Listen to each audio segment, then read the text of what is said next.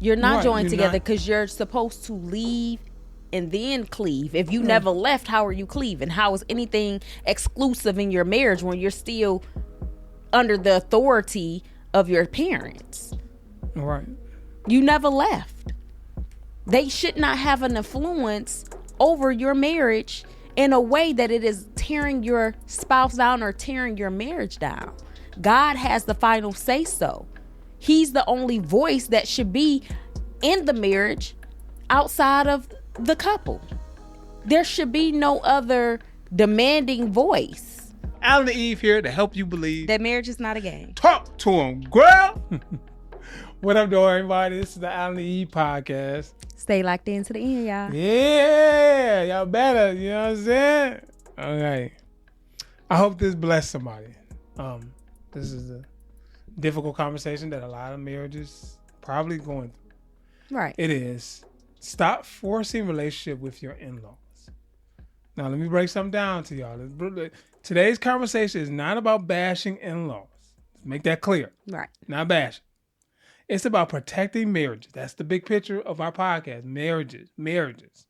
Right. Marriages was designed to be a covenant between a husband and a wife, not family, in-laws, and everybody else. That's important. Many couples quietly struggle because they are feeling the pressure to gain family approval instead of standing united as husband and wife. Mm-hmm. When boundaries are not established early, resentment, confusion, and division slowly enters the marriage. This is the honest and respectful discussion about why you do not have to force relationship with in-laws to be a good spouse. Right. And how to establish a healthy boundaries without being rude, bitter, or dishonoring. If you are married or preparing for marriage, this conversation matters to you. Now pay attention, y'all. We're about to hit you with some heavy hitters. Because I didn't think about this before marriage. Me and my wife didn't think about any of this will become an issue. Well, no, I kind of had an idea. I had went through it with my first marriage. So my wife had. I'm so sorry. Yes. Please forgive me, y'all. My wife had. Yeah. I haven't. But not in a mirror, but to a very small degree. But things that could happen between why y'all don't click or get along is just a value difference.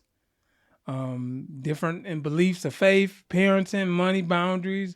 And it's just simply boiling down to this. People just need to mind their own business. Because when I'm serious, they need to just mind their own business. Sometimes the in-laws, we don't need y'all advice on everything.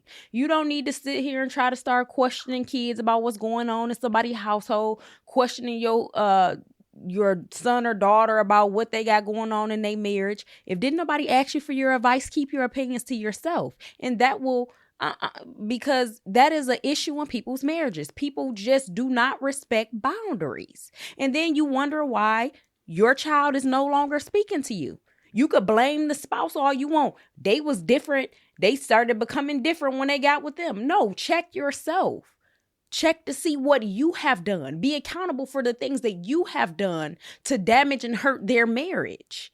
You know, if somebody came to you and said, hey, I need you to respect this. I don't want you to tell my ex about anything that's going on in my household. And then the parents or the in-laws just don't respect that and take it upon themselves and say, I felt the need that they needed to know. Okay, then that's one of the reasons why I don't talk to you.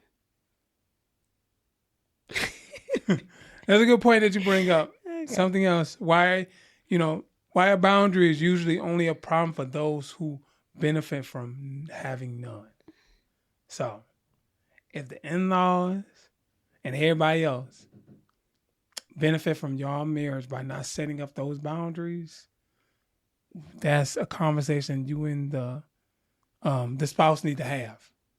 Because if they can run through y'all marriage, get all the gossip or tear y'all apart or put y'all against each other because y'all don't have no type of defense against the outside world. When y'all was up there on the altar, it was a husband and a wife, and the officiator. Well, God was all in the presence of that. God too. Let's bring God into the mix because he need to be the foundation. He should be the officiator. God was in the midst. Okay. Right. God was in the midst of that. But everybody else, you see, everybody was sitting down. And some people, parents stand up and object. So. Tell them to sit down. Sit yourself down. But you see how once you set up boundaries, now everybody has a problem. Once you say, no, hold on, we can't do that. Now it's an issue. It's an issue to them. Well, it already need to have boundaries before marriage. Do not get into the boundaries do not get into a marriage or say I do without already setting those boundaries. If you see that your family members, friends, or in-laws just has no respect for your spouse, don't think just because you get into a marriage, that's going to automatically change.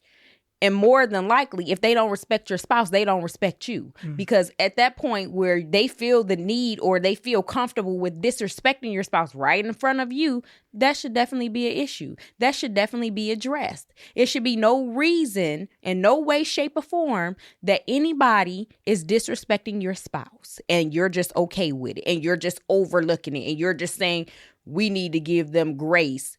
It's fine to give grace, but you need to also address it. And think about this too. Why is setting boundaries so quickly labeled as disrespectful? Oh, they disrespected. No, what this is called, I'm protecting my covenant. I'm protecting what God joined together. Right. If I don't offer you access or I'm denying access, do not then label that as disrespectful. Right. I'm not being disrespectful. Right. I'm cutting off access between me and my wife. We just got married. To those people who just got married, or we figuring stuff out. It could be multiple things inside of our marriage that we trying to figure out, trying to multitask, trying to love each other, trying to date, trying to figure out everything. Now we got other people coming inside or nitpicking right. on every little thing. What about when do this? What about that? What about that? What and when you add children into the mix, it becomes even more like stressful because people outside, the outside voices that they feel like they need to speak for the trees, like the Lorax regarding the children, they feel like they need to be the voice for the children, and it's just not going to work for the marriage. Okay, let the two people that stood and said, I do, let them figure that out. They don't need extra input. You are not helping. You are harming at some point. Nobody asked you for your opinion when it came to what we should do in these situations. When you just start inserting yourself into somebody else's business and trying to tell them how to run their household when your own household didn't even work out that well.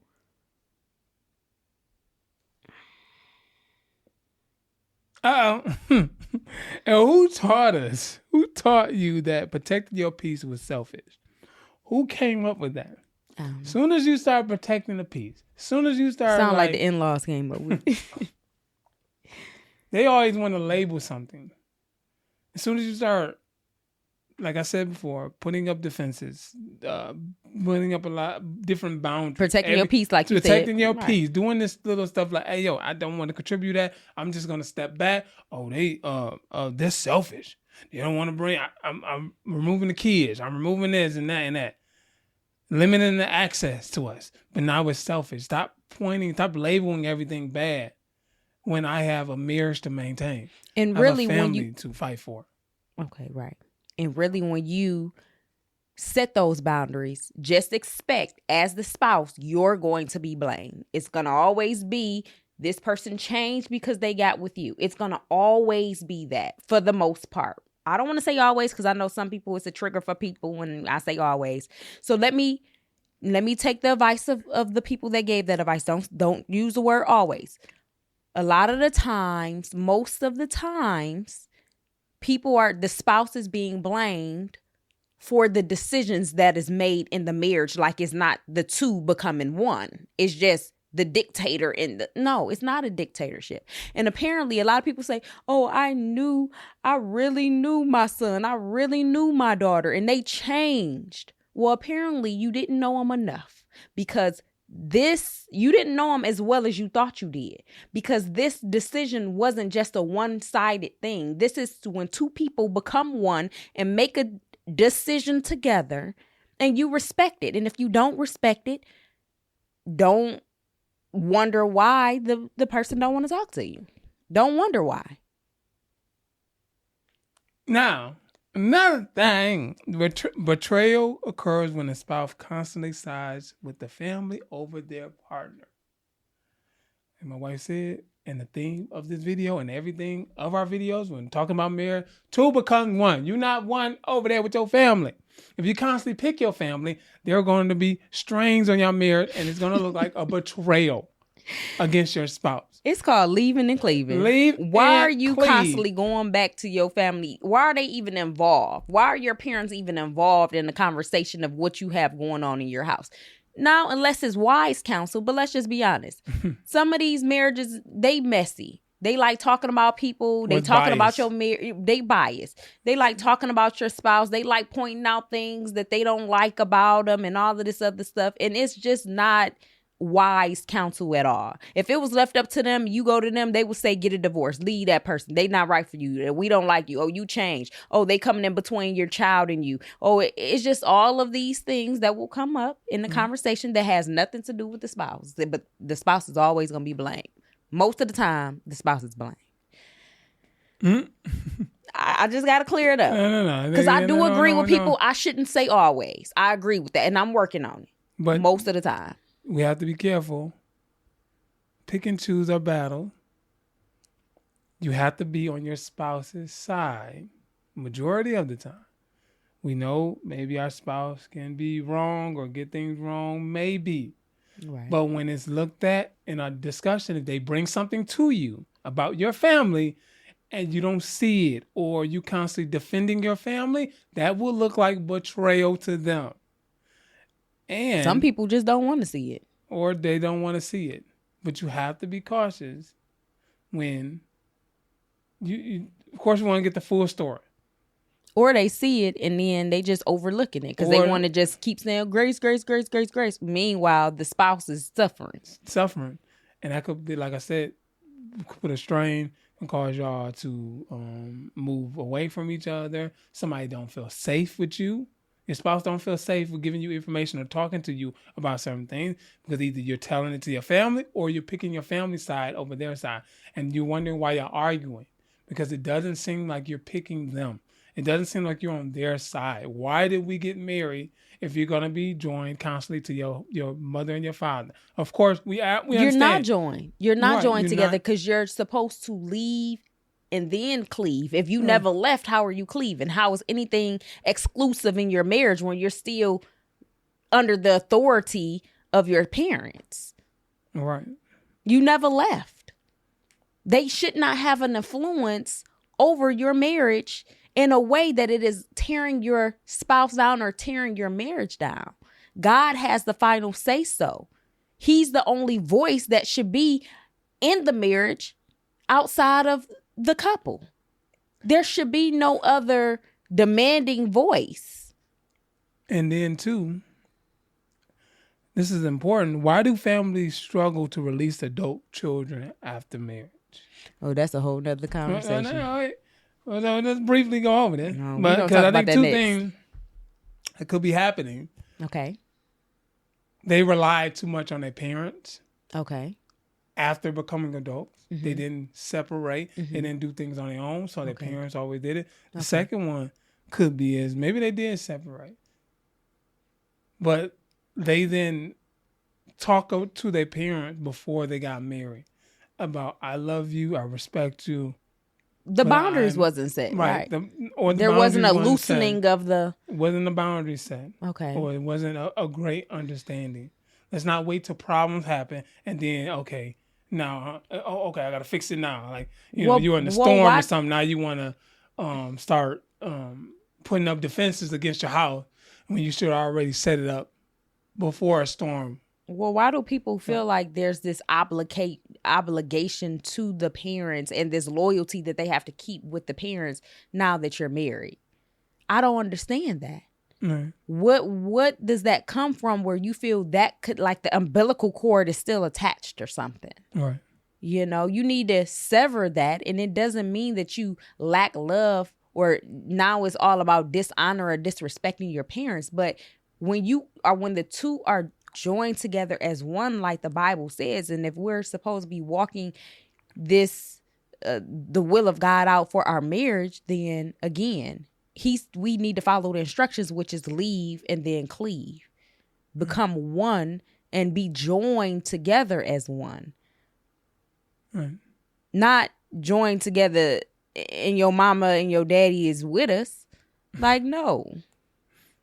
To all the people out there that's passive and you're just sweeping things under the rug, you're avoiding conversations, you're avoiding issues, your partner either suffer in silence or they're going to constantly bring this up to you. So let's address the issue at hand. Address it. If they bring it up to you, talk about it. Let's try to come up with a resolution or something. Right. Because they will constantly bring it up. I've been through this with my wife. I'm being very passive. I was raised kind of in a way of passive, of leaving it alone. If we talk about it once, that's the end of it. I always thought that, but I know that's not the case when it's dealing with your wife and y'all one, and you need to learn how to fix it or figure it out or listen to what your spouse has to say. But the thing is, it's okay to talk about it once if you've come to some type of resolution that first time. But if you talked about it, you just heard it and did nothing about it, then this conversation is going to continue to come up until we come to some form of an agreement or understanding on this. Because the thing is, if your spouse is bringing you something and you just say, okay, I understand, and you're just saying all of the words that sound good to them, and do nothing about it, don't address anything with your family members, don't say anything, it's going to continue to happen, because now it's not on the family members. It's on the spouse for not addressing it. We can't just blame the family and say, oh, well, they keep doing it. Well, the spouse never addressed it at all. And you don't want your spouse to address it because they may not say it in a way that is presenting to your family. You know, the family member might not receive it right. Or the spouse might not say, they might say it from a place of hurt and frustration. And now that's a bigger issue.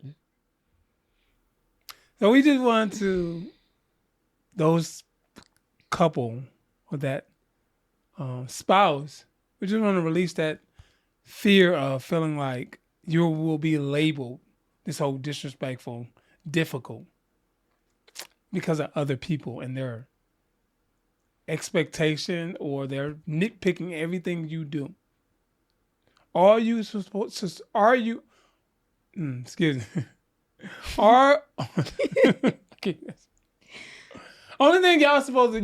to be doing is worrying about your marriage, not the family. Family's not that important. It's the union that God put together. So there's nothing wrong with setting a boundary. There's nothing wrong with protecting your marriage and protecting your peace and doing all that stuff. I'm totally fine with it. God is okay with that. Yeah. God is okay. He didn't ask everybody. And I'm okay with it too. I'm in agreement with God. God is okay with you picking your family, picking the family that you created, picking the family that you created. Let me make that clear. Right. The family that you created. Everybody's going to go on and do their own. Your sisters, your brother, they're going to go on and have their own life. Your mother and father, God forbid, but they're all going to pass away or whatever. And y'all going to be left alone. And once everybody's gone, now y'all have fought about this and y'all against each other. Now y'all are angry, y'all against each other while everybody's living their life. And y'all the one who's dealing with the rest of the issues going on. When you married the person, it's okay that you are not compatible with their family. That's totally fine. I think we should all be at peace and realize that after a few times and you see that it's just not working out with the relationship with the family members, right, it's okay. That does not mean lack of love. That does not mean hate. It just means that you all are not compatible. I'm compatible with you, but I may not be compatible with your family members. And I'm totally fine with that. Oh, yeah. Look, it's other people, other family members that I love, but me and their spouse just not compatible. And I'm okay with that. I've tried. We did our best to try to come together. If it always results into the same thing, misunderstanding, somebody feeling some type of way, somebody feelings hurt about something, there's lack of communication there. I think that it's okay to step back and just say, you know. Right. we're not compatible, and that's okay. Right. It is what it is. Be at peace. Live in peace. Not sitting here trying to force a relationship that's just not working. And that is all our time. We appreciate y'all. Y'all stayed this long. We love y'all, man. Thank you for stopping by to the podcast, people. Yeah, we do. What up, though? We love y'all. Anything you want to add to this before we leave? Yes. I just want to say that we appreciate each and every person that has followed us or subscribed on YouTube. We appreciate you all. We love you all. And if you all have any type of like topics that you want us to talk about, then, send us a message or visit our website and we will be sure to get around to it. Thank y'all. We love y'all. We out. Peace. Marriage is not a game.